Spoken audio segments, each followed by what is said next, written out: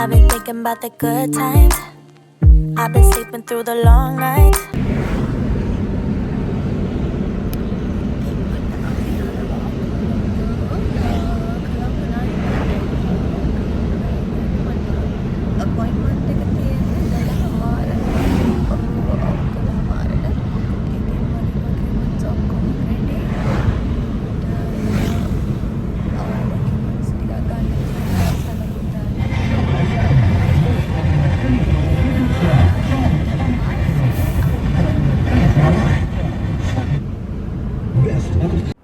ඉතින් මට උදානයක් කිව හම්බුණා ඒවා වීඩියෝ කරන්න නම් බැරි වුණා. මොකද එතන අපි ඉක්මනට ඒ වැඩ ටික ඩොකියුමන්ට්ස් ටික රෙඩි කරගත්තා. දැන් ඉතින් ආයි ගමනේ යා තමයි දැන් නම් කොළඹට ළඟයි. ඉතින් අපි දැන් යනවා.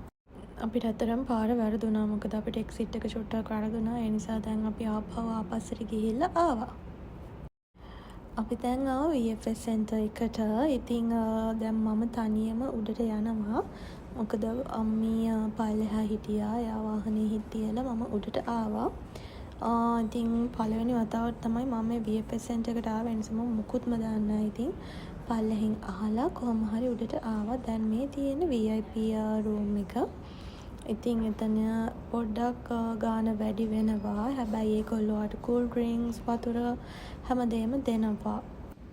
ඉතින් ඔයාලා VIP ගන්න එකේ ඇඩ්වාන්ටේජ් එක තමයි ඒගොල්ලෝට හැම දේම කියන්නේ ෆයිල් එක කම්ප්ලීට් කරලා දෙනවා. මොන හරි අඩුපාඩු තියෙනවා නම් ඒවා print outs අරගෙන එන්න කියලා. මෙතනින්ම ඔයාලට ඒ දේවල් කරගන්න පුළුවන්. පොඩ්ඩක් විතර print outs වල හැම ගාන වැඩි normal තැන් වලට වඩා. ඒත් ඉතින් හැමදේම ඔයාලා කොහොමත් මෙතනට එන්න ඔයාලගේ වීසා එක ගන්න. ඉතින් ඒ නිසා ඔයාලට පොඩි ගාණක් වියදම් වුණාට ඒක පාඩුවක් වෙන්නේ නැහැ ළමයි. ඉතින් VFS එකේ වැඩේ ඉවරයි. ඔක්කොම වාර දුන්නා. ෆින්ගර් ප්‍රින්ට් එකක් දුන්නා. ඊට පස්සේ බලන්නකො මම කොහෙටද ආවේ කියලා. මෙන්න මෙතන තමයි මගේ ඇඳුම සපත්තු හැමදේම ඩිසයින් වෙන්නේ. මම ඔයාලට දාන්නම් ඩිසයින් එකේ නමත් පල්ලෙහින්. එතකොට මේ තියෙන්නේ අපි ෂූ බලන්න ආවා. මොකද අපි දාන්න හිතන් ඉන්නේ බූට්ස් අපේ එක ඇඳුමකට. ඒක බලන්න ආවා. ඊට පස්සේ මේ තියෙන්නේ අනිත් දවසේ අපි සැලොන් බොනිට් එකට ආවා රිහර්සල්ස් කරන්න.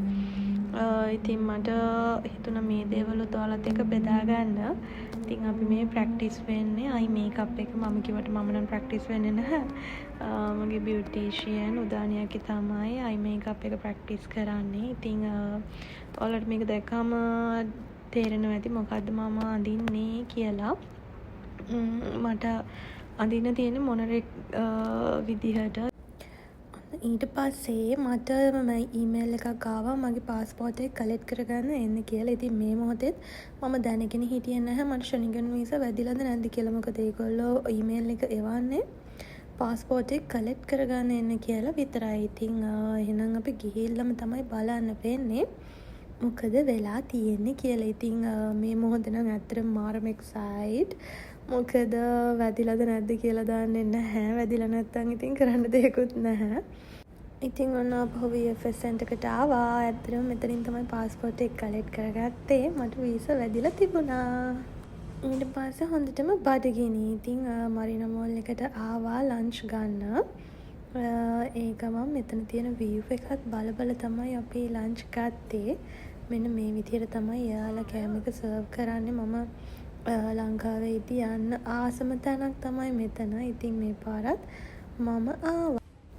ඉතින් මේ තියෙන තවත් දවසක උදේවරුවක් මම රිහර්සල්ස් වලට වරකපොල යන ගමන් ඉතින් මට උදානියක් කියන්න කියලා තිබුණා මේකප් එක රිහර්සල් කරන්න. ඉතින් ඊට පස්සේ මෙන්න මේක තමයි ෆයිනල් ලුක් එක. මේ තියෙන්නේ මම ෆ්‍රාන්ස් යන්න කලින් දවසේ උදේ පාන්දර අපි බ්‍රයිඩල් ෂූට් එක කරලා තමයි යන්න ලෑස්ති වුණේ. ඉතින් පේනවනේ මේකපුත් එක්ක ඒ විදිහට මම යනවා එයාපෝට්. මොකද අපි පරක්කු වෙලා හොඳටම ළමයි. අපිට පැයකමාරක විතර කාලේ තමයි තිබුණේ. අපි මේ ඉක්මනට දැන් වැඩ ටික ඉවර කරගෙන එයාපෝට් යන ගමන් එයාපෝට් එකට ගිහිල්ලා පෙන්නන්නම් මොකද වෙන්නේ කියලා. ඔන්න ඉතින් අපි එයාපෝට් එකට ආවා. සල්ලි මාරු කරගත්තා. දැන් ඇතුළට යනවා. ඉතින් මට ගිහිල්ලා කරන්න තියෙන ලොකුම වැඩේ මොකක්ද දන්නවද? මගේ මේකප් එක රිමූව් කරගන්න. මොකද මට මාරුම අමාරුයි මෙහෙම මේකප් එක දාගෙන යන්න. ඒත් මට වෙලාවක් තිබුණේ නැති නිසා මම මේ විදිහටම ආවා. ඉතින් ෆ්ලයිට් එකට ගියපු ගමන්ම කරන්න ඕනි පළවෙනි වැඩේ තමයි ඒක. ඉතින් අපි ඔන්න දැන් චෙක් ඉන් වුණා. දැන් බෝඩ් වෙන්න යන්නේ. ඉතින් මෙන්න මේ දෙන්නවත් අපිට හම්බුණා. මේගොල්ලෝ අපිට කලින් ඇවිල්ලා හිටියා. සසිනියක්ගේ දර්ශන අයියයි. හැබැයි අපිට වුණු වර්ස්ට්ම වැඩේ මොකද්ද කියන්න බලන්න. ඒ තමයි අපි සෙට් එකටම එකට ඉන්න හම්බුනේ නැහැ. මොකද එකක් අපි පරක්කු වෙලා ආපු නිසා, අනිත් එක දර්ශන අයියා සසිනියක්ගේ අපිට කලින් චෙක් ඉන් වුණා. ඉතින් මමත් තනියම අන්තිමේට අක්කිය අයියත් වෙනම තමයි හිටියේ. ඉතින් ඔන්න පටන් ගත්ත මූවී එකක් බලන්න.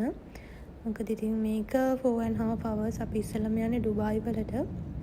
ඩුබායි වලින් අපිට ට්‍රාන්සිට් එකක් තියෙනවා. අපිට ඩුබායි වල 2 hours or 3 hours ඉන්න තියෙනවා. ඊට පස්සේ තමයි පැරිස් බලා යන්න තියෙන්නේ. ඉතින් සුපුරුදු විදිහටම ඔයාලට මම පෙන්නන්නම් ෆ්ලයිට් එකේ වෙන දේවල්. Here is my first meal. කෑවා, කාලා ෆිල්ම් එක බැලුවා. බලන ගමන් නිදාගත්තා. ඔන්න ඊට පස්සේ හැරෙද්දි මම ඉන්න තැන ඔයාලට පෙන්නනවා. පේනව නේද මං ඉන්නේ කොහෙද කියලා? අපි ලෑන්ඩ් කරා ඩුබායි වලට. දැන් ඩුබායි එයාපෝට් එකේ ඉඳලා ඊළඟ ෆ්ලයිට් එක ගන්න අපි ෂටල් සර්විස් එකක යන්න ඕනි ඊළඟ ටර්මිනල් එකට. ඉතින් යමු මාත් එක්ක ගිහින් බලමු. අපිට චුට්ට වෙලාවක් තියෙනවා එයාපෝට් එකේ හෙට මෙහෙට යන්න. ඉතින් පොඩි වැඩ වගේකුත් තියෙනවා. ඒ ටිකත් කරගමු. අනේ සෝරි ළමයි, මට ඔයාලට පෙන්වන්න බැරි වුණා එයාපෝට් එකේ හිටපු වෙලාව. මොකද හෙට මෙහෙට දිව්වා, ෆෝන් චාර්ජ් කරගත්තා, වැඩ ගොඩක් කරගත්තා. ඉතින් ඊට පස්සේ ඔන්න දැන් අපි පැරිස් බලා යන්නයි හදන්නේ. ඉතින් ළමයි පැඩකින් පස්සේ ඔන්න පැරිස් යන ෆ්ලයිට් එකට ආවා. ඉතින් තාම කඩිය එන ගමන් මට හිත සීට් එකක් හම්බුණා. ඉතින් දැන් 6:45 hours fly කරන්න තමයි තියෙන්නේ. මේ වෙලාව චුට්ටක් ඉතින් අමාරුයි අතරම. මොකද ඩුබායි වලට අපි 4.5 hour වගේ fly කරා. ඊට පස්සේ 2 hour transit එකක් තිබුණා. තමයි. නැති මාත් එක ගිහලා බලමු. හරිස් ගිහලා මොනවද කරන්නේ කියලා. එන යමාත් එක. මේ ෆ්ලයිට් එක මාරම ලොකුයි. මම ෆස්ට් ටයිම් තමයි මෙච්චර ලොකු ෆ්ලයිට් එකක යන්නේ. ඉතින් මේ ෆ්ලයිට් එකේ තුණු වර්ස්ට්ම වැඩේ තමයි අපි සෙට් එක වෙන තැන් වෙලා එකම තැනක ඉන්න බැරි වුණා. මොනවා කරන්නද ඉතින් නේද? මේ අපේ වැරද්ද තමයි. මොකද අපි එන්න වෙලා ගියානේ, චෙක් ඉන් වෙන්න වෙලා ගියපු නිසා තමයි අපිට මෙහෙම වුණේ. المقاعد أمامكم أو في الخزائن العلوية. يجب وضع المقاعد في الوضع العمودي مع مسار ذراع المقعد الأسفل وربط أحزمة المقاعد. يجب إغلاق الطاولة ومسك القدمين وفتح ستائر النوافذ وإغلاق أجهزة الكمبيوترات المحمولة وتخزينها بشكل سليم ووضع දැන් නම් ටිකක් එක තැනම ඉඳලා එපා වෙලා තියෙන්නේ. මොකද මේ මට නිින්ද ගියෙත් නැහැ හරියට. ඒ නිසා එකම තැන අමාරුයි නේද? මෙච්චර නම් මම මේ ෆස්ට් ටයිම් තමයි මෙච්චර දුරක ෆ්ලයි කරන්නේ. ඉතින් මට නම් ඇත්තටම මහන්සියි. ඉතින් අපි ලෑන්ඩ් කළා. ඔන්න බලන්නකෝ අපේ යාළුවෝ සෙට් එකක්ම අපිව එක්කන් යන්න ඇවිල්ලා හිටියා. මේ ඉන්නේ තරංග ගුරුගේ කිව්වහම සමහර ගොඩක් කට්ටිය දන්නවා. එයාත් අපිත් එක්ක මොඩල් කරා. ඉතින් මම ඇත්තටම හිතන්නේ එයාව මට මෙහෙදි හම්බෙයි කියලා. මම දැනගෙන හිටියෙත් නෑ එයා අපිව පික් කරන්න එනවයි කියලා. ඉතින් ඒගොල්ලෝ තමයි අපි ඉන්න තැනට අපිව එක්කගෙන යන්නේ. එයාගේ මහත්තයා ඉන්දිකා අයවත් මතක් කරන්න ඕනේ. ඉතින් තව යාළුවෝ කීප දෙනෙක්ම හිටියා. දැන් මේ අපි දුවන්නේ මෙට්‍රෝ එක අල්ලගන්න. මොකද අපිට ලේසි මෙට්‍රෝ එකේ අපි ඉන්න තැනට යන එක. නැත්තම් අපිට ලොකු ගාණක් යනවා ටැක්සි එක යන්න ගියොත්. ඒ ඉතින් අපි මේ දුව යන්නේ එතනට. ඔබගේ අත්දැකීම කෙසේද?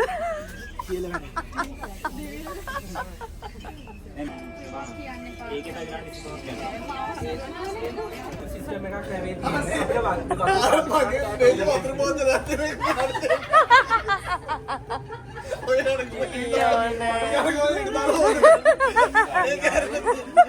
ඉතින් අර ඉතින් ඒක ටිෂු එක පිහදාගෙන ඉවරලා ඊට පස්සේ අත හොදනවා බං සමහරවල් අත හොදන්න තුතියාගත්ත තමයි. ඔන්න ඉතින් අපි ඉන්න තැනට ආවා. අපි මෙහෙ තමයි ඉතින් සතියක් පුරාවට ඉන්න බලාපොරොත්තු වෙන්නේ. ඒ කලින් දැක්කේ සසනියකගේ මගේ රූම් එක. මේක උදානියක් කියලාගේ රූම් එක. ඉතින් ඊළඟට තියෙන දර්ශන අයියාලගේ මෙන්න මේ තමයි වොෂ්රූම් එක. ඇත්තට මේක පුංචි ගෙදරක්. ඉතින් හරියම ලස්සනයි, neat and tidy. ඉතින් අපිට වැඩ ටිකත් කරගන්න ලේසි වුණා. පේනවනේ බෑග් ගොඩ. මේ තමයි ලිවිං රූම් එක. ඉතින් පැන්ට්‍රි එකත් ඒත් එක්කම තියෙනවා.